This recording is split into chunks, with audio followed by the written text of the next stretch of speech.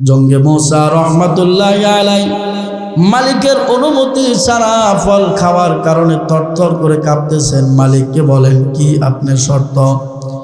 মালিক বলে, বিনা পারিশ্রমিকভাবে আমার কাছে 12 বছর গোলামি করতে হবে। সুবহানাল্লাহ, 12 বছর গোলামি করতে হবে। জঙ্গে মুসা রাজি হয়ে গেলেন। যুবক মানুষ 12 বছর পর্যন্ত বিনা পারিশ্রমিক গোলামি করলেন। 12 বছর যখন অতিবাহিত হয়ে গেল, মালিককে বললেন, এখন আমাকে বিদায় দেন। মালিক বলে, না, গোলামের কাছে মালিকের আরো কিছু পাওনা দাওনা আছে না নাই? কি করতে হবে? 1 নাম্বার কাজ হলো, আমার ঘরে একটা প্রতিবন্ধী মেয়ে আছে যে কারোর সাথে কথা বলতে পারে নাই। সুবহানাল্লাহ। 2 নাম্বার, কারো কথা শুনতে পারে নাই। 3 নাম্বার, কোনো মানুষকে দেখে নাই। এটা কি ভালো না প্রতিবন্ধী? এরপরে হাঁটতে পারে নাই, এমন একটা লোলা, তারপরে কানা, বধির, এরকম একটা প্রতিবন্ধী মেয়ে আমার ঘরে আছে। ও পর্দার আড়ালের মা, মনোযোগ সহকারে ঘটনাটি শুনুন। তিনিও কিন্তু একজন মহিলা ছিলেন। এমন একজন মেয়ের কথা বলতেছেন মালিক, সেই মেয়েটা আমি তোমার কাছে বিবাহ দিতে চাই, সেই মেয়েটাকে তোমার বিবাহ করতে হবে। সুবহানাল্লাহ, সেই মেয়েটাকে তোমার বিবাহ করতে হবে। এখন আমাদের অবস্থান যদি হতো, তাহলে আমরা কি বলতাম? 12 বছর গোলামি কাটছি, আবার এই ল্যাংলা লোলা নিয়া আমি বিবাহ কইরা ইয়া করবো, আরো কত কি করতাম, ঠিক কিনা বলে? 12 বছরের তো প্রশ্নই আসে না। আমাদের মধ্যে তো এমনও মালিক আছে, শ্রমিকদের শ্রম জমা রেখে দালান কুটা উঠাইতেছে, আসে না নাই? শ্রমিকদের শ্রম দেয় না, এমন মানুষ আছে না নাই? আমার ভাইরা, জঙ্গে মুসা রহমাতুল্লাহি আলাইহি তিনি সঙ্গে সঙ্গে রাজি হয়ে গেলেন। বিবাহ সম্পন্ন হয়ে গেল। বাসুর ঘর সাজানো হলো। বাসুর ঘরের মধ্যে যখন প্রবেশ করলেন, জঙ্গে মুসা রহমাতুল্লাহি আলাইহি প্রবেশ করে মালিক যেরকম ভাবে বলেছিল, ল্যাংড়া লোলা কানা, কিন্তু ঘরের মধ্যে প্রবেশ করে গিয়া দেখে সম্পূর্ণ বিপরীত। সুবহানাল্লাহ, সম্পূর্ণ বিপরীত। কি আশ্চর্য ব্যাপার! জঙ্গে মুসা রহমাতুল্লাহি আলাইহি মেয়ের দ্বারে কাছে যায় না। মেয়ে অভিযোগ পেশ করলো বাবার কাছে। বাবা বলতেছে, হ্যাঁ, তোমার ব্যাপারে আমি এরকম তার কাছে আমি পেশ করেছি। জঙ্গে মুসার কাছে তার শ্বশুর এখন জবাব দিতেছে, আমি যে বলেছি আমার মেয়ে কানা, এর অর্থ হলো সে তার জিন্দেগিতে জীবনে কোনোদিন বেগানা পুরুষ দেখে নাই। সুবহানাল্লাহ, সারা জিন্দেগিতে কোনোদিন বেগানা পুরুষ তার এই 2 চোখ দিয়া দেখে নাই। এই জন্য আমি বলেছি সে কানা। আল্লাহু আকবার বলে। 2 নাম্বার, তাকে আমি বলেছি বদির কান দিয়া কোনো কিছু শুনে না।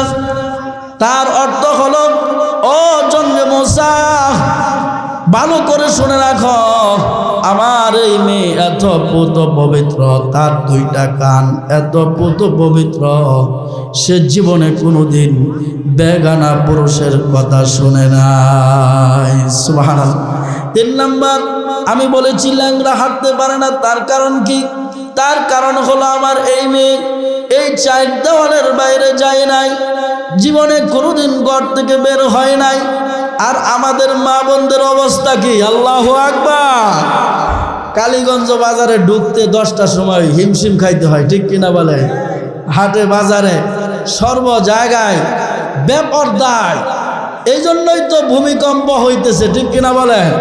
ভূমিকম্প হওয়ার কারণ আমার ভাইয়েরা, জঙ্গে মুসা রহমাতুল্লাহি আলাইহি শ্বশুর আবার জবাব দিলেন, আমি যে বলছি আমার মেয়ে কথা বলতে পারে না, জীবনে কোনোদিন বেগানা পুরুষ নারীর সাথে কথা বলে নাই, অতএব আমি যেই ঘরে তোমাকে পাঠাইছি এটাই তোমার বাসর ঘর। সুবহানাল্লাহ। জঙ্গে মুসা রহমাতুল্লাহি আলাইহি শুকরিয়া আদায় করলেন, ওই বিবির সঙ্গে বাসর করলেন। আল্লাহ পাক রব্বুল আলামিন ওই ঘরের মধ্যে এমন একজন সন্তান দান করলেন, যেই সন্তান যুগ শ্রেষ্ঠ একজন বুজুর্গ আল্লাহওয়ালা, যার নাম হলো আব্দুল কাদের জিলানী রহমাতুল্লাহি আলাইহি। সুবহানাল্লাহ। আব্দুল কাদের জিলানী রহমাতুল্লাহি আলাইহি তিনি এই মার পেট থেকেই জন্ম হয়েছেন, ঠিক কিনা বলেন? আজকে আমার মা বোনদের পেট থেকে কি সন্তান জন্ম হইতেছে, নাস্তিক আর মুরতাদ, রাম আর বাম, এই সমস্ত বেহায়া বেগানা নারীদের পেট থেকে জন্ম হয়ে আল্লাহ এবং তার রাসূলকে নিয়ে কটূক্তি করার মতো এই স্বাধীন বাংলার মধ্যে দুঃসাহস করতেছে, ঠিক কিনা বলেন? আমার ভাইয়েরা, এজন্য পর্দার গুরুত্ব আছে না নাই? পর্দার দাম আছে না নাই? যেই নারী যত পর্দা করবে তার পেট থেকে, তার উদর থেকে আল্লাহ পাক তত মূল্যবান, তত দামি আল্লাহওয়ালা সন্তান দান করবেন। সুবহানাল্লাহ। আল্লাহ তাআলা বলেন, নজরকে নিচের দিকে রেখে হাঁটতে হবে। হযরত আলী রাদিয়াল্লাহু তাআলা আনহুকে সম্বোধন করে আল্লাহর রাসূল সাল্লাল্লাহু আলাইহি ওয়াসাল্লাম বলেন, ইয়া আলী লা তুতবি'ন নাজরাতাল উলা, হে আলী, আকস্মিকভাবে যদি তোমার কোনো নজর বেগানা নারীর দিকে পড়ে যায়, সাথে সাথে তোমার নজর তুমি নিচের দিকে করে নাও। আল্লাহ তাআলা এই নজরে ফুজার আকস্মিক নজরটা আল্লাহ তাআলা তোমার জন্য ক্ষমা করে দিবেন। সুবহানাল্লাহ। কিন্তু আমরা মহিলার দিকে এমন ভাবে তাকাই, ক্যামেরা, যেইভাবে ক্যামেরা দিয়ে মানুষ ভিডিও করে, ছবি তুলে, আমাদের নজরটাও এমনভাবে দিয়ে আমরা তাকাই, মহিলাকে যেন আমাদের কল্পনাতে নিয়ে আসতে পারি, সেইভাবে কিন্তু ধ্যান খেল দিয়ে আমরা তাকাই, ঠিক কিনা বলেন? এতে কি হবে? আপনার কবিরা গুনাহ হবে, আপনার নামাজে মন বসবে না, কাজে বসবে না, আপনার সমস্ত কাজের মধ্যে এই চক্ষু নামক ক্যামেরা দিয়া ফোকাস মারার কারণে প্রতিটা মুহূর্তে আপনার কাজে ডিস্টার্ব হবে, আমলে ডিস্টার্ব হবে, ঠিক কিনা বলেন? এজন্য আল্লাহ তাআলা বলছেন আমাদেরকে নজর দিতে হবে কোন দিকে? আরো জোরে, নিচের দিকে। নিচের দিকে নজর দিলে মানুষের দাম বাড়ে না কমে? বাড়ে। যদি কোনো হুজুরও হয়, মনে করেন যে কোনো মোল্লা মানুষ রাস্তা দিয়ে হাঁটতেছে, ডাইনে বামে তাকা, এরপরে আরে আরে তাকা, তারপরেও তাকে বলবে 2 নম্বর মোল্লা, ঠিক কিনা? বলবে কিনা? আর যদি নিচের দিকে তাকায় হাঁটে, তখন মানুষ বলবে না, হুজুর কি আছে, ঠিক আছে, ঠিক কিনা বলে? আমার ভাইরা, এজন্য আল্লাহ তাআলা দুনিয়ার সমস্ত নর নারী, দুনিয়ার সমস্ত পুরুষ মহিলাদেরকে নির্দেশ প্রদান করছেন, হে দুনিয়ার মহিলারা, হে দুনিয়ার পুরুষেরা, সর্বপ্রথম তোমাদের কাজ হলো তোমাদের নজরকে নিচের দিকে রাখো। 2 নম্বর কাজ হলো তোমাদের লজ্জাস্থান তোমরা হেফাজত করো। সুবহানাল্লাহ। এই 2টা কাজ যদি আমরা করতে পারি, আল্লাহ পাক রব্বুল আলামিন বলেন, এরপরেও যদি কোনো গুনাহ হয়ে যায়, আমি আল্লাহ তো তোমাদের আমল সম্পর্কে খবর রাখি, সব কিছু জাননেওয়ালা। জোরে বলেন তিনি কে? আল্লাহ বলেন, আমি তোমাদের ছোটখাটো সগীরা গুনাহগুলো আমি আল্লাহ মাফ করে তোমাদেরকে পবিত্র বানায়া দিব। সুবহানাল্লাহ। এই পর্দা যদি কেউ তরক করে, ও পর্দার আড়ালের মা, দিলের কান দিয়ে শুনে রাখেন, পর্দার গুরুত্ব কত বেশি। আল্লাহর রাসূল সাল্লাল্লাহু আলাইহি ওয়াসাল্লামের কলিজার টুকরা হযরত সাইয়্যিদা ফাতেমা রাদিয়াল্লাহু তাআলা আনহা, যিনি জান্নাতের সর্দারনী, মহিলাদের সর্দারনী হবেন ফাতেমা রাদিয়াল্লাহু তাআলা আনহা, তিনার ইন্তেকালের সময় তিনি আল্লাহর রাসূল সাল্লাল্লাহু আলাইহি সাল্লামের কলিজার টুকরা হওয়া সত্ত্বেও তিনি ওসিয়ত করে গিয়েছিলেন, আমার মৃত্যুর সাথে সাথে আমাকে বেশি দেরি করবা না, রাতের অন্ধকারে আমার লাশটাকে তোমরা দাফন করে ফেলবা। সুবহানাল্লাহ, সাথে সাথে দাফন করে ফেলবা। জিজ্ঞাসা করা হলো কেন? ফাতেমাতুজ জোহরা রাদিয়াল্লাহু তাআলা আনহা জবাব দিলেন, আমার লাশটাকে যদি দেরি করা হয় আর মানুষ যদি জানতে পারে, বেগানা মহিলারাও যদি আমাকে দেখতে পারে, তাহলে আলোচনা সমালোচনা করবে। নবীর কলিজার টুকরার লাশ এতটুকু লম্বা ছিল, আমি চাই না বেপরদা হয়ে কবরে যাইতে। সুবহানাল্লাহ, বেপরদা হয়ে আমি কবরে যাইতে চাই না, কারণ কবর তো এমন একটা জায়গা, এটা তো নবীর মেয়েকে আর সাহাবীকে চিনে না, ঠিক কিনা বলেন? সে চিনে কি? আমল চিনে। হযরত ফাতেমা রাদিয়াল্লাহু তাআলা আনহা ইন্তেকালের পর নবীর বিশিষ্ট সাহাবী হযরত আবু যর গাফারি রাদিয়াল্লাহু তাআলা আনহু ফাতেমার কবর খনন করতে গিয়ে কবরকে সম্বোধন করে বললেন, ওরে কবর, তোর কাছে কে আগমন করবে তুমি কি জানো নাকি? কবর বলতেছে, কবর, তোমার কাছে আজকে যিনি আগমন করবেন তিনি সাধারণ কোনো মানুষ নয়, সাধারণ কোনো মহিলা নয়, তিনি জান্নাতের সমস্ত নারীদের সর্দারনী হযরত ফাতেমা তোমার কাছে আগমন করবে। সুবহানাল্লাহ।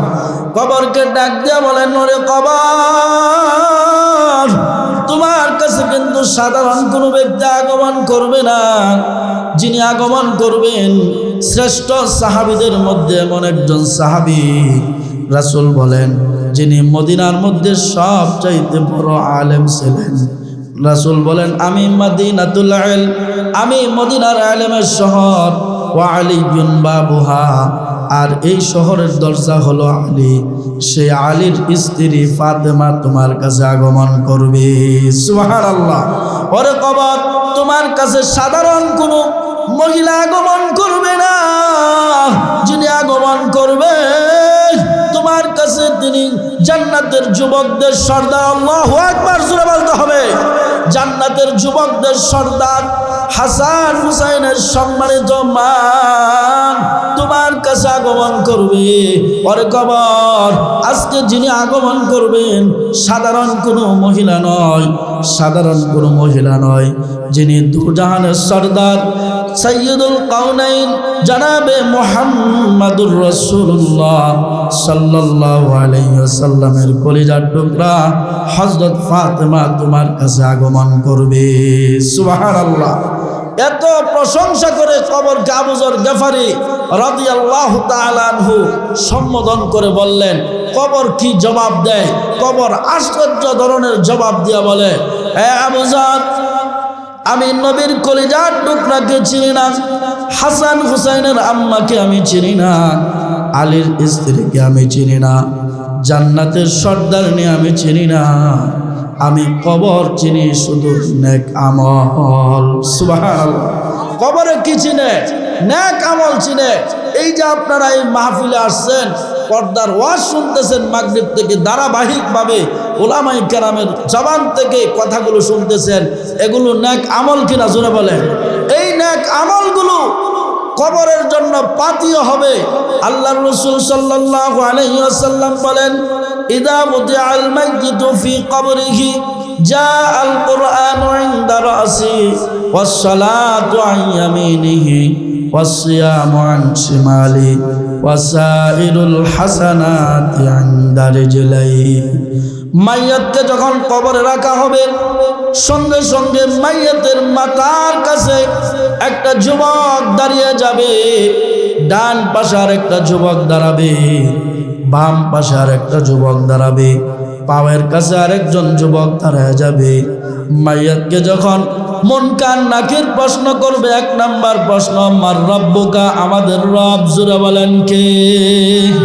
আরো জোরে বলতে হবে কে? আমাদের রব আল্লাহ। 2 নম্বর প্রশ্ন করা হবে ওয়ামা দীনুকা, তোমার ধর্ম কি? 3 নম্বর প্রশ্ন করা হবে ওয়ামান নাবিয়ুকা আল্লাযী বুইসা ফীকুম, যে নবীকে তোমাদের কাছে পাঠানো হয়েছে তোমার কাছে, সেই নবীর নাম কি?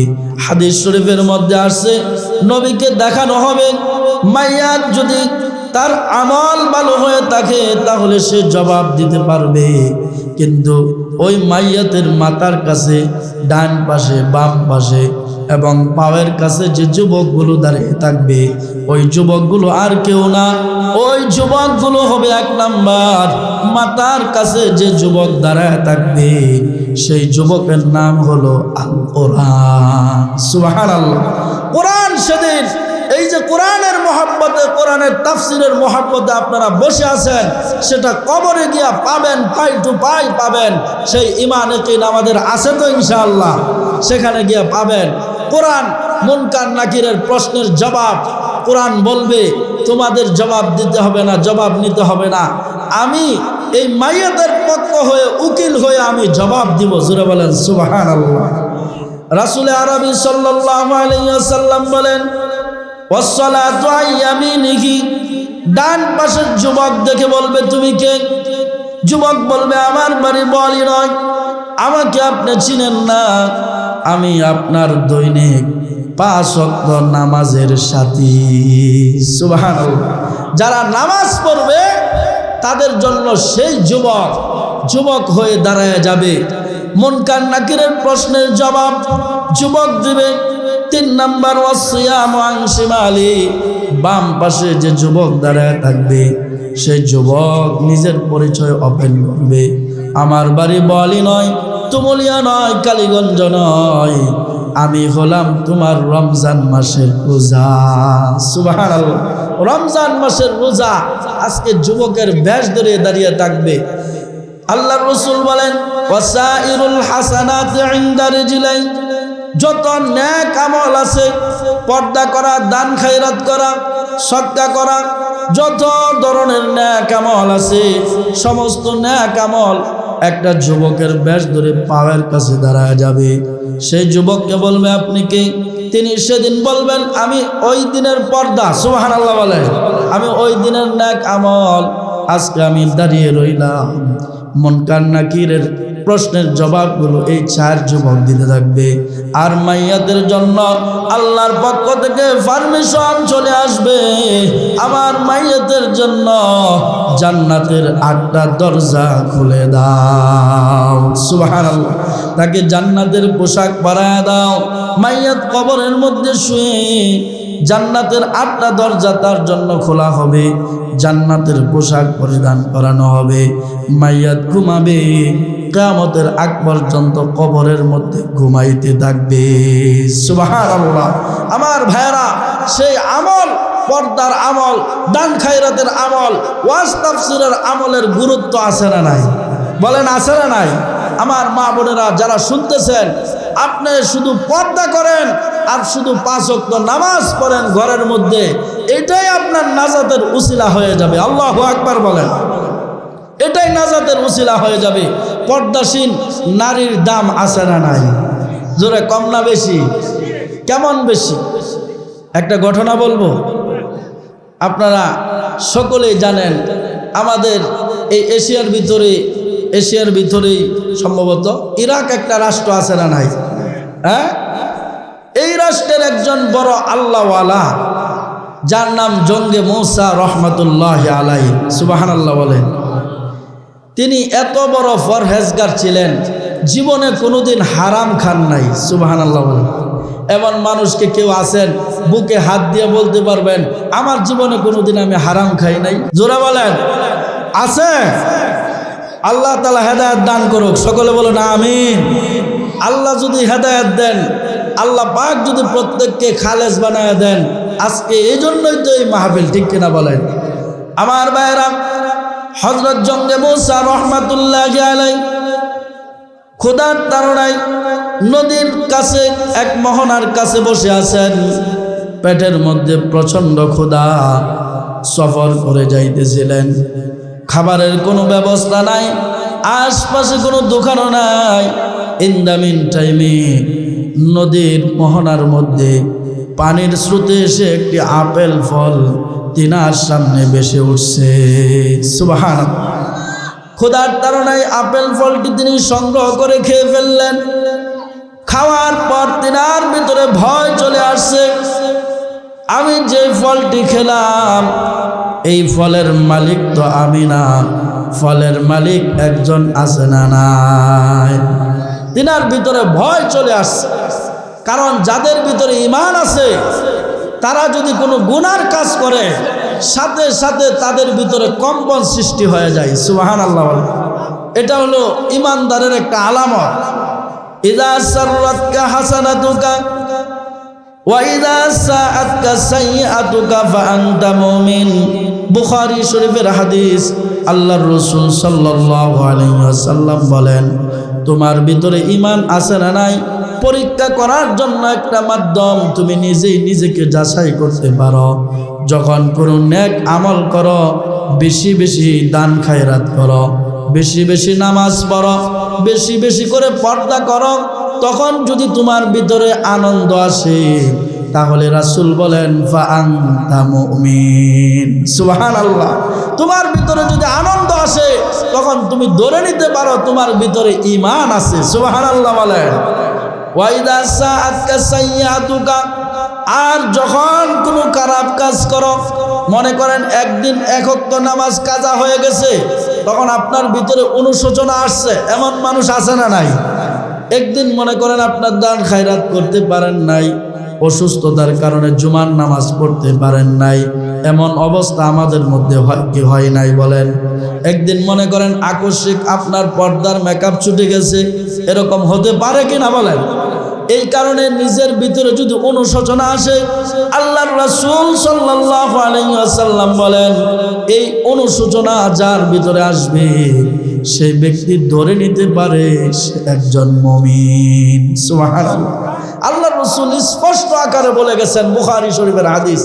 জঙ্গে মুসা রাহমাতুল্লাহি আলাইহি ফল খাওয়ার সাথে সাথে ভিতরে কম্পন সৃষ্টি হয়ে গেছে। আল্লাহু আকবার বলেন। কি খাইছে? একটা আপেল।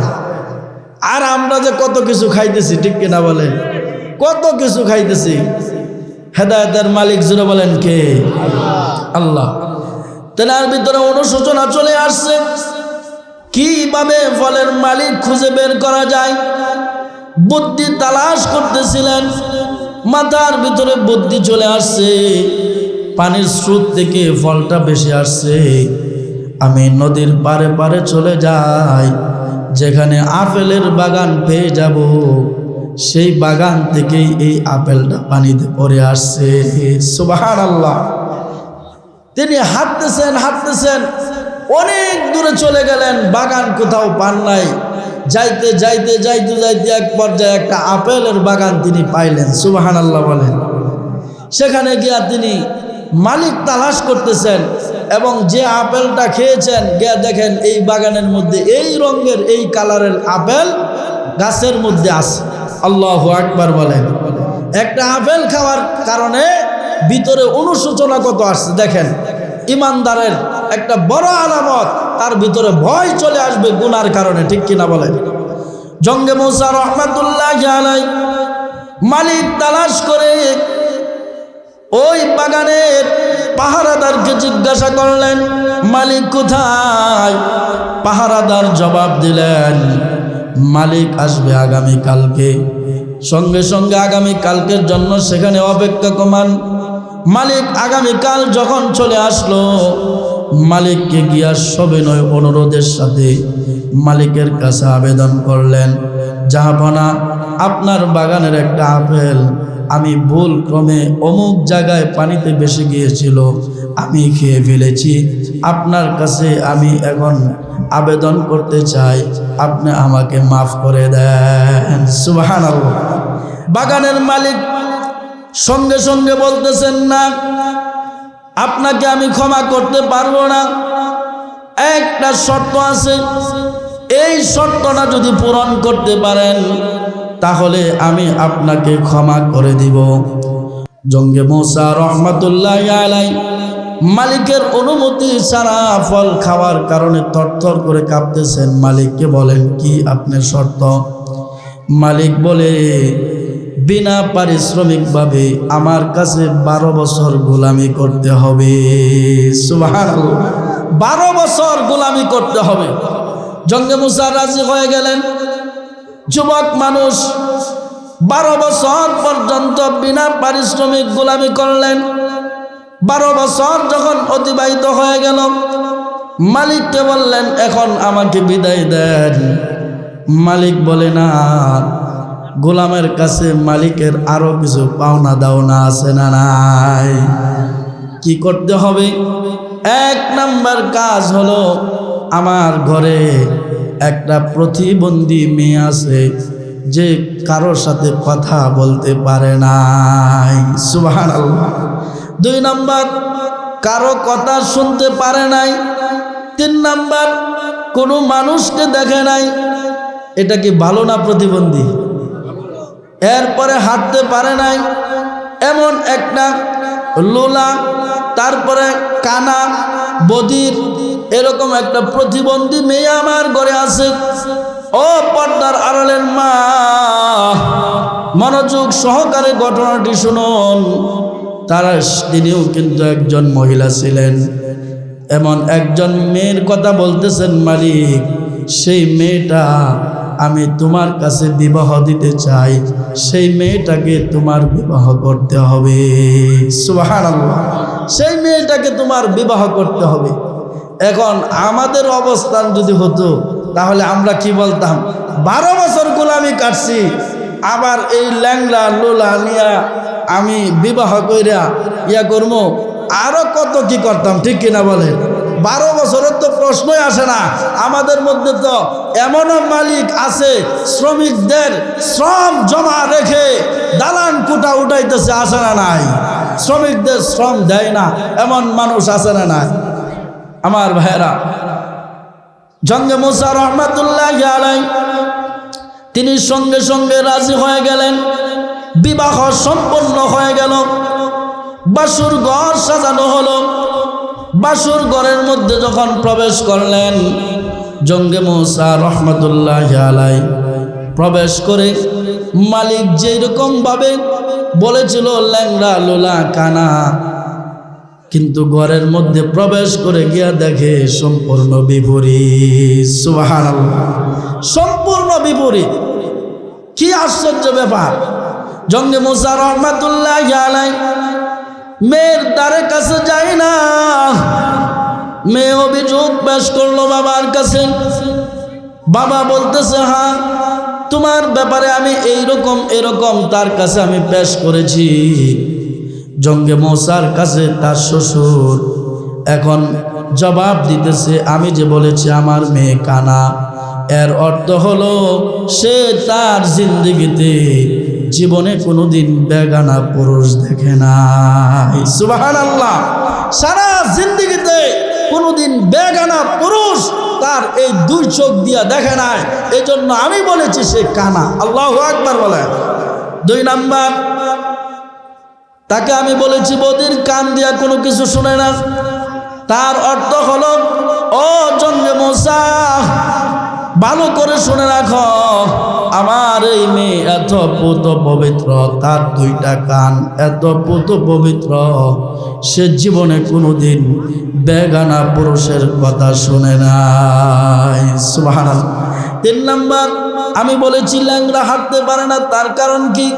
তার কারণ হলো আমার এই মেয়ে এই 4 দেওয়ালের বাইরে যায় নাই, জীবনে কোনোদিন ঘর থেকে বের হয় নাই। আর আমাদের মা বোনদের অবস্থা কি? আল্লাহু আকবার। কালীগঞ্জ বাজারে ঢুকতে 10টার সময় হিমশিম খাইতে হয়, ঠিক কিনা বলে? হাটে বাজারে সর্ব জায়গায় বেপরদায়। এই জন্যই তো ভূমিকম্প হইতেছে, ঠিক কিনা বলে? ভূমিকম্প হওয়ার কারণ আমার ভাইয়েরা, জঙ্গে মুসা রহমাতুল্লাহি আলাইহি শ্বশুর আবার জবাব দিলেন, আমি যে বলছি আমার মেয়ে কথা বলতে পারে না, জীবনে কোনোদিন বেগানা পুরুষ নারীর সাথে কথা বলে নাই, অতএব আমি যেই ঘরে তোমাকে পাঠাইছি এটাই তোমার বাসর ঘর। পর সুবহানাল্লাহ। জঙ্গে মুসা রহমাতুল্লাহি আলাইহি শুকরিয়া আদায় করলেন, ওই বিবির সঙ্গে বাসর করলেন। আল্লাহ পাক রব্বুল আলামিন ওই ঘরের মধ্যে এমন একজন সন্তান দান করলেন, যেই সন্তান যুগ শ্রেষ্ঠ একজন বুজুর্গ আল্লাহওয়ালা, যার নাম হলো আব্দুল কাদের জিলানী রহমাতুল্লাহি আলাইহি। সুবহানাল্লাহ। আব্দুল কাদের জিলানী রহমাতুল্লাহি আলাইহি তিনি এই মার পেট থেকেই জন্ম হয়েছেন, ঠিক কিনা বলেন? আজকে আমার মা বোনদের পেট থেকে কি সন্তান জন্ম হইতেছে? নাস্তিক আর মুরতাদ, রাম আর বাম, এই সমস্ত বেহায়া বেগানা নারীদের পেট থেকে জন্ম হয়ে আল্লাহ এবং তার রাসূলকে নিয়ে কটূক্তি করার মতো এই স্বাধীন বাংলার মধ্যে দুঃসাহস করতেছে, ঠিক কিনা বলেন? আমার ভাইয়েরা, এজন্য পর্দার গুরুত্ব আছে না নাই? পর্দার দাম আছে না নাই? যেই নারী যত পর্দা করবে তার পেট থেকে, তার উদর থেকে আল্লাহ পাক তত মূল্যবান, তত দামি আল্লাহওয়ালা সন্তান দান করবেন। সুবহানাল্লাহ। এজন্য আল্লাহর রাসূল সাল্লাল্লাহু আলাইহি ওয়াসাল্লাম বলেন, ও দুনিয়ার মানুষ, এই পৃথিবী থেকে একটা জিনিস দামি আছে, তোমরা জানো না কি? রাসূল সাল্লাল্লাহু আলাইহি ওয়াসাল্লাম বলেন, পৃথিবী থেকে এর চাইতে আরো দামি জিনিসের নাম হলো একজন নেককারিনী মা। সুবহানাল্লাহ। একজন নেককারিনী মা এই দুনিয়া থেকে দামি। সুবহানাল্লাহ বলে, দাম আছে না নাই? এজন্য আমাদের মা বোনদেরকে আমরা পর্দার মধ্যে রাখবো। আমরা যারা এখানে পুরুষ আছি তাদের পর্দার ব্যবস্থা আমরা করব, ঠিক কিনা বলেন?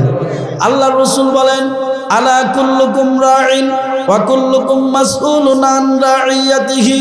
প্রত্যেকটা পুরুষ তার অধীনস্থ যারা আছে তাদের জিম্মাদার, তাদের জবাবদিহিতা হাসরের মাঠে আছে না নাই? আপনার স্ত্রী যদি বেগানা হয়ে ঘোরাফেরা করে, হাসরের মাঠে আল্লাহর আদালতের জন্য আপনাকে জবাব দিতে হবে, ঠিক কিনা? অতএব স্ত্রীদেরকে, তাদেরকে যেভাবে পর্দা রাখলে তারা সুন্দরভাবে পর্দা করতে পারে, এই রাখার দায়িত্ব আমাদের, ঠিক কিনা বলেন? আমরা করব। অতএব আমরা যদি এই পর্দার ব্যবস্থা আমরা না করতে পারি, এই যে ভূমিকম্প শুরু হইতেছে, এটা দিন দিন আরো বাড়বে না কমবে? আরো বাড়বে। হাসরের মাঠে জবাবদিহিতাও আমাদের কি বাড়বে। শুধু তাই নয়, আপনার স্ত্রী যদি পর্দা না থাকে, আপনার মেয়ে উপযুক্ত হয়ে গেছে, কলেজে পড়ে, এমন মেয়ে আছে না নাই? এই মেয়েটা যে ঘর থেকে বের হলো, পর্দার সাথে বের হলো না বেপর্দায় বের হলো, এটার জিম্মাদারি প্রত্যেকটা বাবার, ঠিক কিনা বলেন? প্রত্যেকটা স্বামীর এই জিম্মাদারি আছে, এবং প্রত্যেকটা ভাই, প্রত্যেকটা বাবার এই জিম্মাদারি তার উপর আছে। এই জিম্মাদারি যদি পালন না করে, এখান থেকেই তো প্রেম ভালোবাসা বিভিন্ন ধরনের ইফটিজিং শুরু হয়, ঠিক কিনা বলেন? আর একটা ফ্যামিলির মধ্যে যদি একটা ইফটিজিং মামলা শুরু হয়ে যায়, এই ফ্যামিলিটা ধ্বংস হওয়ার জন্য আর পেট্রোল আর কেরোসিন তেলের প্রয়োজন নাই, ঠিক কিনা বলেন?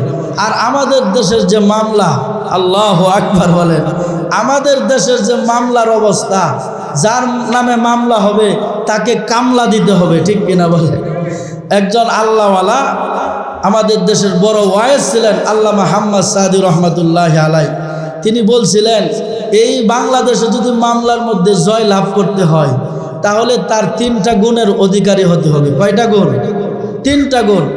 1 নাম্বার গুণ হলো, এই বাংলার জমিনে যদি মামলার মধ্যে জয় লাভ করতে চায়, তাহলে তাকে নূহ আলাইহিস সালামের হায়াত তার থাকতে হবে। কারণ মামলার ডেট শুধু বাড়বে, এখানে যদি আপনি মইরা যান তাহলে রায় নেওয়ার সম্ভাবনা আপনার কি নাই। আর নূহ আলাইহিস সালামের হায়াত ছিল 950 বছর। আল্লাহু আকবার বলে। 2 নাম্বার, কারণের ধন সম্পদ থাকতে হবে, কারণ ডেট বাড়বে, মালও দিতে হবে, ঠিক কিনা? 3 নাম্বার, আইয়ুব নবীর ধৈর্য থাকতে হবে। ডেট বাড়বে আর আপনি অধৈর্য হবেন, রায় পাওয়ার সম্ভাবনা আপনার নাই। এই 3 গুণ যদি থাকে, তাহলে বাংলার জমিনে মামলার রায় নেওয়া সম্ভব, ঠিক কিনা? এছাড়া এটা কি সম্ভব না। আমার ভাইয়েরা, হযরত আলী রাদিয়াল্লাহু তাআলা আনহুর জামানায় তিনার একটি লোহার জামা এক ইহুদি ছিনতাই করে নিয়ে গিয়েছিল। নিয়ে যাওয়ার পরে হযরত আলী রাদিয়াল্লাহু তাআলা আনহু কিছুদিন পরে দেখতে পেলেন যে ইহুদির শরীরের মধ্যে ওই জামা। হযরত আলী তখন এটা মামলা করলেন, দেশের প্রধানমন্ত্রী হয়ে একটা ইহুদির নামে মামলা করলেন। ওই মামলার বিচারক হলো কাজী শুরা। তিনি বিচার করবেন, প্রধানমন্ত্রীর বিচার। তিনি ডেট দিলেন, ইহুদি সহ আপনি ওই মামলার আসামি যিনি আছেন ইহুদি, তিনি সহ আপনি এখানে কাঠগড়ায় দাঁড়াবেন, বাদী বিবাদী উপস্থিত হবে। যখন বাদী বিবাদী উপস্থিত হয়ে গেল, হযরত আলী রাদিয়াল্লাহু তাআলা আনহু সশরীরে উপস্থিত হলেন। কিন্তু জামাটি তখন ইহুদির দখলে ছিল। লোহার জামাটি ইহুদির দখলে থাকার কারণে কাজী শুরা হযরত আলী রাদিয়াল্লাহু তাআলা আনহুকে বললেন, আপনি যে এই জামার মালিক হওয়ার দাবিদার, আপনার পক্ষে কোনো সাক্ষী আছে নাকি? আল্লাহু আকবার। হযরত আলী রাদিয়াল্লাহু তাআলা আনহু বলেন যে হ্যাঁ, আমার পক্ষে অবশ্যই সাক্ষী আছে। বলে কে? আমার পক্ষে সাক্ষী আছে আমার ছেলে হুসাইন। সুবহানাল্লাহ। কাজী শুরা সঙ্গে সঙ্গে বললেন, বাবার পক্ষে ছেলের সাক্ষী গ্রহণযোগ্য? আরো জোরে বলেন না। বাবার পক্ষে ছেলের সাক্ষী কি গ্রহণযোগ্য না? আর আপনাকে দুইজন সাক্ষী উপস্থিত করতে হবে, কারণ এটা বাংলাদেশের আদালত না, ওই ইসলামের শুরু লগ্নের আদালত। একজন প্রেসিডেন্ট তাকে বলতেছেন, আর আমাদের দেশের প্রেসিডেন্টরা না গিয়ে নাকি কিভাবে মামলার রায় হাজিরা হয়ে যায়, ঠিক কিনা বলে? এটা অটো সিস্টেম। হযরত আলী রাদিয়াল্লাহু তাআলা আনহু কাজী শুরা যখন বললেন আপনার পক্ষে হুসাইনের সাক্ষী গ্রহণযোগ্য হবে না, অতএব উপযুক্ত সাক্ষী যেহেতু আপনি দিতে পারেন নাই, এই কারণে আমি কাজী শুরা রায় দিয়ে দিলাম, জামার মালিক ইহুদি হয়ে গেল। সুবহানাল্লাহ। জামার মালিক ইহুদি। ইহুদি আনন্দে চলে যাচ্ছে। কিছু দূর যাওয়ার পর আবার হযরত আলীর কাছে দৌড়ে আসতেছে। আর ইহুদি মনে মনে ভাবল, যিনি এই দেশের প্রেসিডেন্ট, তিনার নিয়োগকৃত বিচারক, তিনার, অথচ এই জামার মালিক তিনি। জামাটি আমি চুরি করে আনলাম, আনার পরেও তিনার নিয়োগকৃত বিচারক তিনার বিরুদ্ধে রায় দিতে পারছে। অতএব যেই ধর্মের মধ্যে এই নিয়ম নীতি আছে, এটা কোনো বানানো ধর্ম নয়। সুবহানাল্লাহ। অতএব আলী, তোমার জামাত তুমি নিয়ে আনাও। তুমি কাজ করতেছিলে, কাজে ব্যস্ত ছিলে, এই জামাটি সেখান থেকে আমি চুরি করে নিয়ে গিয়েছিলাম, তোমার জামাটা তুমি নিয়ে নাও। আর তোমার ধর্মের মধ্যে যে বিচারক রায় দিয়েছে, অর্থাৎ ইনসাফের যে বিচার করেছে, এজন্য আমি আর দেরি করতে চাই না। তোমার হাতের উপর হাত রেখে এই মুহূর্তে আমাকে ইসলামের কালিমা লা ইলাহা ইল্লাল্লাহু মুহাম্মাদুর রাসূলুল্লাহ সাল্লাল্লাহু আলাইহি ওয়াসাল্লাম আমাকে মুসলমান বানায় দাও। সুবহানাল্লাহ। নারায়ে তাকবীর, লিল্লাহি তাকবীর।